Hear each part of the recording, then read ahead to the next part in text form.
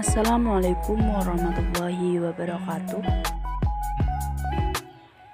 Baik, di sini kami akan memaparkan materi dengan judul tujuan dan langkah-langkah APN. Di sini kami dari kelompok 13 dengan anggota atas nama Rada Anggraini dan Ria Amelia. Baik, di sini saya Ria Amelia dengan NIM 20154711060 akan menjelaskan tujuan APN.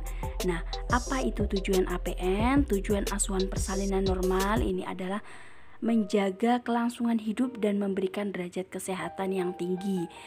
Bukan hanya bagi si ibu saja, tetapi juga pada si ibu dan pada sang bayinya. Lalu, melalui berbagai upaya yang terintegrasi dan lengkap, tetapi dengan intervensi yang seminimal mungkin agar prinsip keamanan dan kualitas pelayanan ini dapat terjaga pada tingkat yang diinginkan. Nah, setiap intervensi yang akan diaplikasikan dalam asuhan persalinan normal ini harus mempunyai alasan dan bukti ilmiah yang kuat tentang manfaat intervensi tersebut bagi kemajuan dan keberhasilan proses persalinan. Ini menurut Rodia 2012. Nah, di sini ada 60 langkah APN. Nah, langkah yang pertama yaitu mengenali tanda dan gejala pada kala 2. Apa saja? Yaitu ibu merasakan ada dorongan yang kuat untuk meneran, kemudian ibu merasa adanya tekanan yang semakin meningkat pada rektum dan vaginanya. Selanjutnya perineumnya ini sudah tampak menonjol dan vulva dan sphincter ani ini sudah membuka. Kemudian langkah yang kedua yaitu memastikan perlengkapan, bahan, dan obat-obatan esensial ini untuk menolong persalinan dan menata laksana komplikasi segera pada ibu dan bayi baru lahir ini sudah siap dan lengkap. Nah, untuk asuhan pada bayi baru lahir atau resusitasi apa saja sih yang perlu disiapkan? Yaitu yang pertama ada tempat yang datar, rata, bersih, kering, dan hangat. Lalu ada 3 handuk atau kain bersih dan kering, termasuk ganjal bahu untuk si bayi, kemudian alat penghisap lendir, lalu ada lampu sorot 60 watt dengan jarak 60 cm dari tubuh bayi. Kemudian untuk ibu apa yang perlu disiapkan?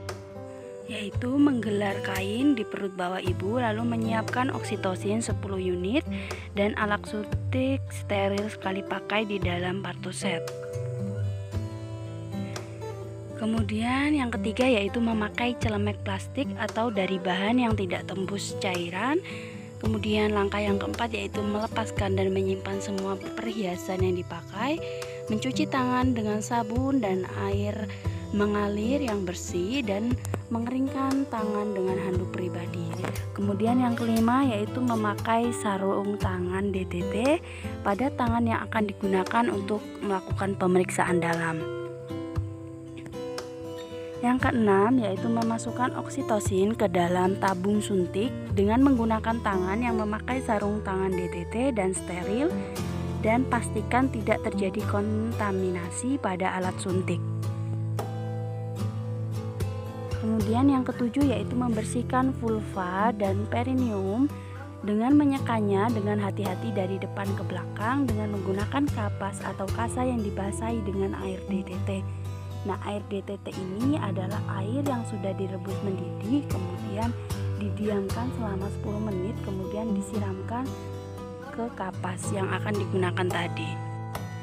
Nah, urutan membersihkan daerah vulva dan perineum ini yaitu yang pertama yaitu labia mayora kanan, kemudian labia mayora kiri, selanjutnya labia minora kanan, labia minora kiri, kemudian dari vestibulum sampai ke anus.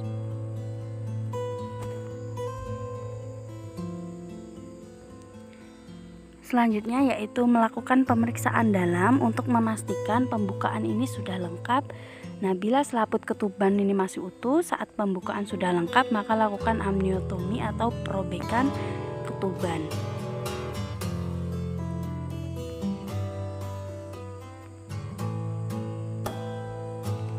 Selanjutnya yang ke-9 yaitu dekontaminasi sarung tangan Dengan menyelupkan tangan yang masih memakai sarung tangan ini ke dalam larutan klorin 0,5%, kemudian melepaskan sarung tangan dalam keadaan terbalik dan rendam dalam klorin 0,5% selama 10 menit. Kemudian cuci tangan setelah sarung tangan dilepaskan dan setelah itu tutup kembali pertusset. Kemudian yang ke-10 ya, memeriksa DJJ setelah kontraksi uterus ini mereda. Yang ke-11 yaitu memberitahukan pada ibu bahwa pembukaan sudah lengkap dan keadaan janin ini cukup baik. Kemudian bantu ibu untuk menemukan posisi nyaman sesuai dengan keinginannya. Nah, kita tanyakan pada ibu, Bu, posisi yang nyaman bagi ibu mau seperti apa, Bu, posisinya, mungkin begitu. Kemudian memberitahu, Bu, ini pembukaannya udah lengkap, keadaan janin ibu ini sudah cukup baik, Bu. Lalu tunggu hingga timbul kontraksi atau rasa ingin meneran. Lanjutkan pemantauan kondisi dan kenyamanan ibu dan janin.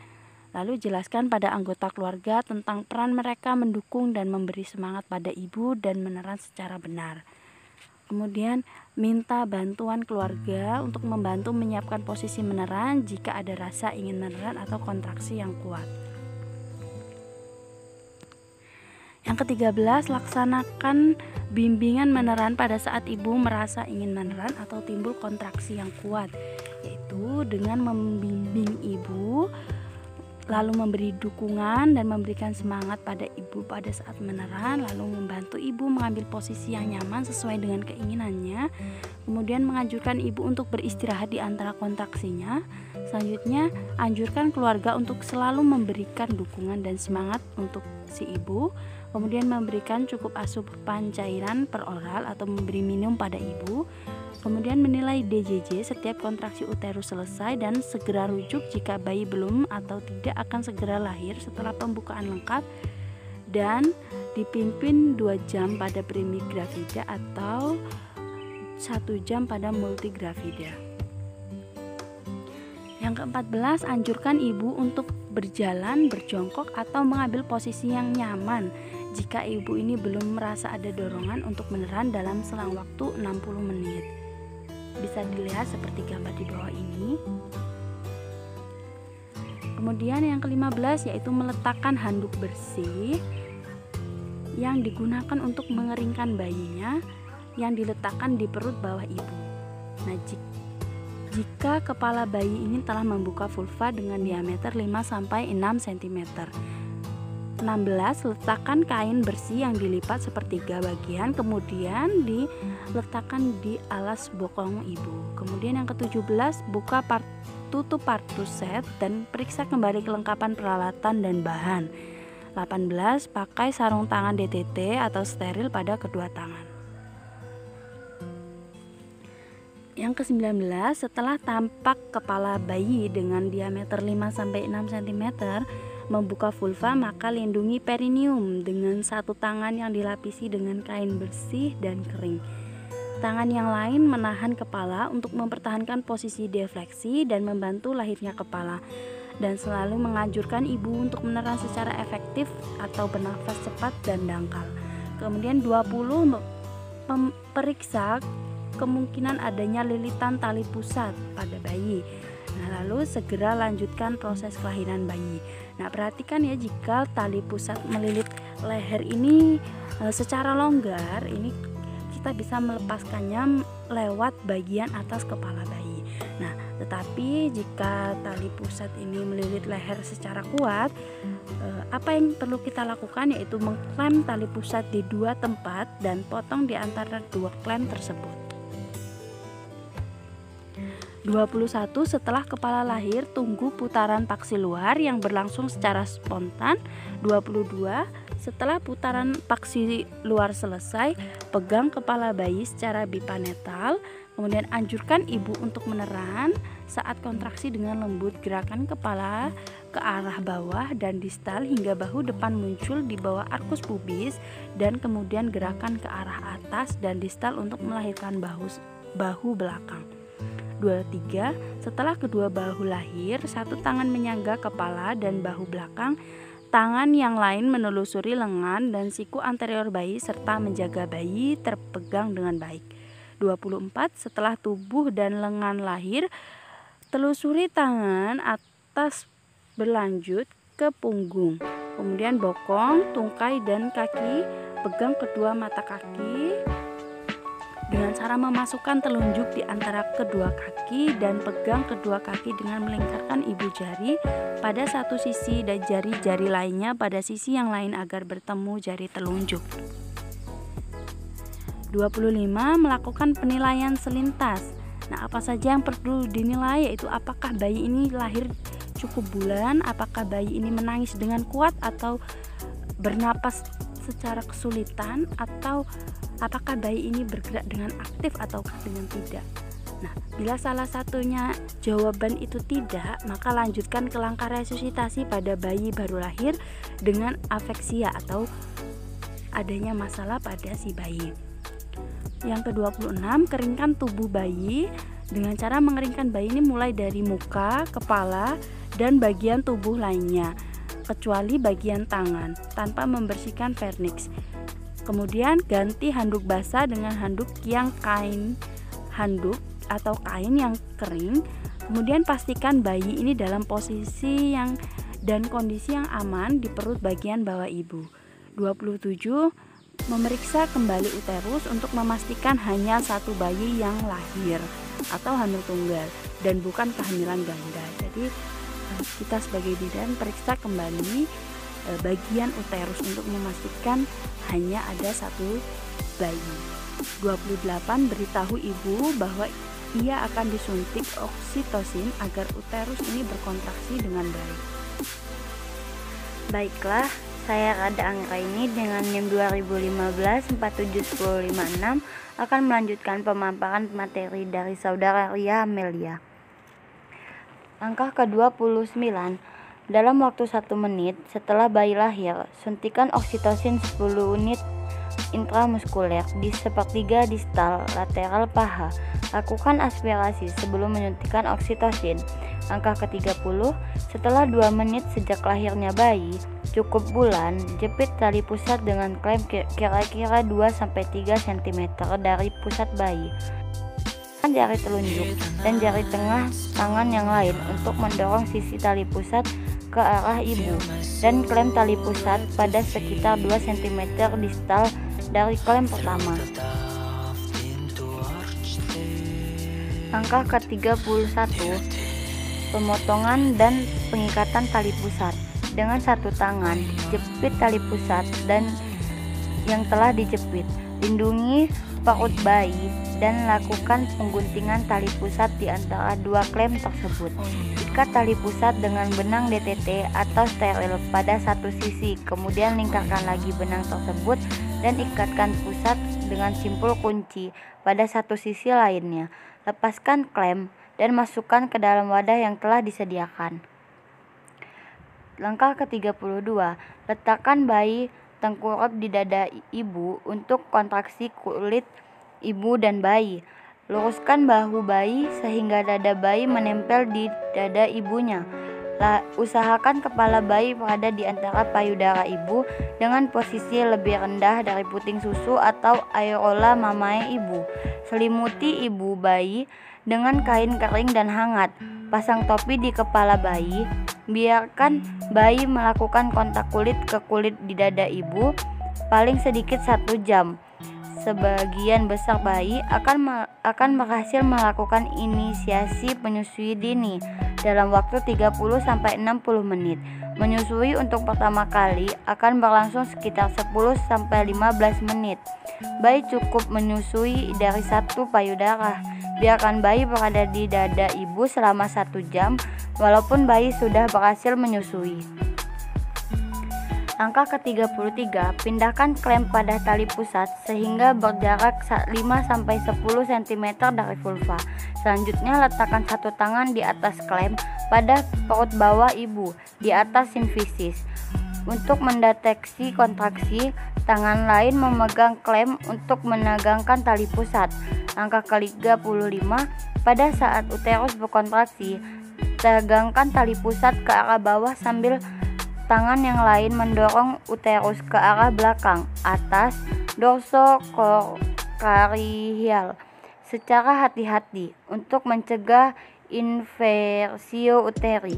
Jika plasenta tidak lepas setelah 30-40 detik, hentikan penegangan tali pusat dan tunggu hingga timbul kontraksi berikutnya. Kemudian ulangi kembali prosedur tersebut. Jika uterus tidak segera berkontraksi, minta ibu untuk suami untuk melakukan stimulasi puting susu. Selanjutnya langkah ke-36, ada penekanan bagian bawah dinding depan uterus ke arah dorsal, ternyata diikuti dengan pergeseran tali pusat ke arah distal. Maka lanjutkan dorongan ke arah kranial hingga plasenta dapat dilahirkan. Ibu boleh menekan, tetapi tali pusat hanya ditegangkan. Jangan ditarik secara kuat, terutama jika uterus tidak berkontraksi. Sesuai dengan sumbu jalan lahir, ke arah bawah, sejajar lantai dan atas.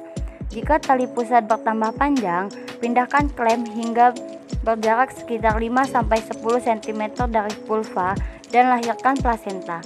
Jika plasenta tidak terlepas setelah 15 menit menegangkan tali pusat, ulangi pemberian oksitosin 10 unit IM. Lakukan kateterisasi, gunakan teknik aseptik jika kandung kemih penuh. Minta keluarga untuk menyiapkan rujukan. Ulangi tekanan dorsal kranial dan penegangan tali pusat 15 menit berikutnya. Jika plasenta tidak lahir dalam 30 menit sejak bayi lahir atau terjadi pendarahan, maka segera lakukan tindakan plasenta manual. Angka ke-37, saat plasenta muncul di introitus vagina, lahirkan plasenta dengan kedua tangan. Penegangan dan putar plasenta hingga selaput ketuban terpit. Kemudian lahirkan dan tempatkan plasenta pada wadah yang telah disediakan.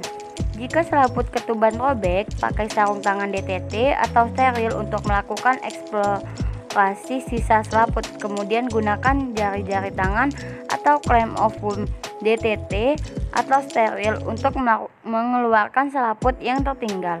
Selanjutnya, segera setelah plasenta dan selaput ketuban lahir, lakukan massage uterus.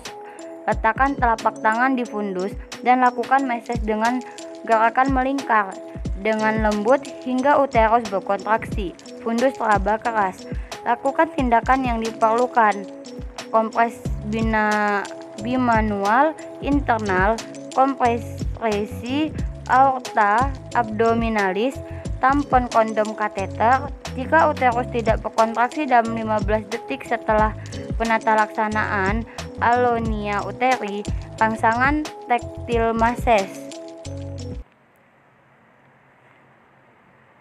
Selanjutnya langkah ke-39, evaluasi kemungkinan pendarahan dan laserasi pada vagina dan perineum.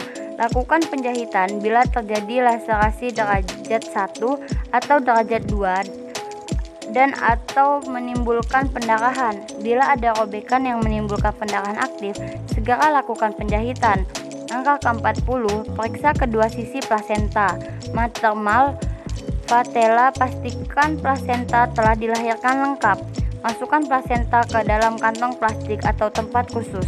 Pastikan uterus berkontraksi dengan baik dan tidak terjadi pendarahan per vagina. Angka selanjutnya, pastikan kandung kemih kosong. Jika penuh, lakukan kateterisasi. Selanjutnya, celupkan tangan yang masih memakai sarung tangan ke dalam larutan klorin 0,5%. Bersihkan noda darah dan cairan tubuh dan bilas dengan air DTT tanpa melepas sarung tangan. Kemudian keringkan tangan dengan tisu atau handi yang bersih dan kering. Langkah selanjutnya, ajarkan pada ibu atau keluarga cara melakukan massage uterus dengan menilai kontraksi 45, memeriksa nadi ibu dan pastikan keadaan umum baik. Langkah selanjutnya, evaluasi dan estimasi jumlah kehilangan darah. Pantau keadaan bayi dan pastikan bahwa bayi bernapas dengan baik 40-60 kali per menit. Jika bayi sulit bernapas, merintih atau retraksi, diresusitasi dan segera merujuk ke rumah sakit. Jika bayi bernapas terlalu cepat atau sesak napas, segera rujuk ke rumah sakit rujukan. Jika kaki teraba dingin, pastikan ruangan hangat. Lakukan kembali kontak kulit ibu bayi dan hangatkan ibu bayi dalam satu selimut.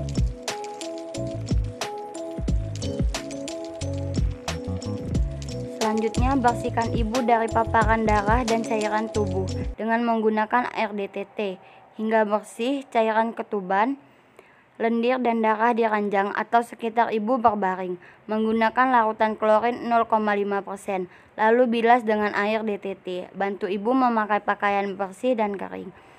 49. Pastikan ibu merasa nyaman. Bantu ibu memberikan ASI. Anjurkan keluarga untuk memberi makanan atau minuman yang diinginkan. Langkah selanjutnya, tepatkan semua peralatan bekas pakai dalam larutan klorin 0,5% untuk dekontaminasi 10 menit. Cuci dan bilas peralatan setelah dikontaminasi, lalu buang bahan-bahan yang terkontaminasi ke tempat sampah yang sesuai. Dekontaminasi tempat bersalin dengan larutan klorin 0,5%. Celupkan tangan yang bersih memakai sarung tangan ke dalam larutan klorin 0,5%. Lepaskan sarung tangan dalam keadaan terbalik dan rendam dalam larutan klorin 0,5% selama 10 menit. Langkah ke-54, cuci tangan dengan sabun dan air mengalir. Kemudian keringkan tangan dengan tisu dan handuk pribadi yang bersih dan kering. Langkah selanjutnya, pakai sarung tangan bersih atau DTT untuk memberikan vitamin K1 1 mg intramuskuler di paha kiri bawah lateral dan salep mata profioksis infeksi dalam 1 jam pertama kelahiran. Lakukan pemeriksaan fisik lanjutan setelah 1 jam kelahiran bayi. Perhatikan kondisi bayi tetap baik, pernapasan normal 40-60 kali per menit dan temperatur tubuh normal 36,5 sampai 37,5 derajat Celcius setiap 15 menit. Langkah ke-57, setelah 1 jam pemberian vitamin K1, berikan suntikan imunisasi hepatitis B di paha kanan bawah lateral. Letakkan bayi di dalam jangkauan ibu agar sewaktu-waktu dapat disusukan. Selanjutnya, lepaskan sarung tangan dalam keadaan terbalik dan rendam di dalam larutan klorin 0,5% selama 10 menit.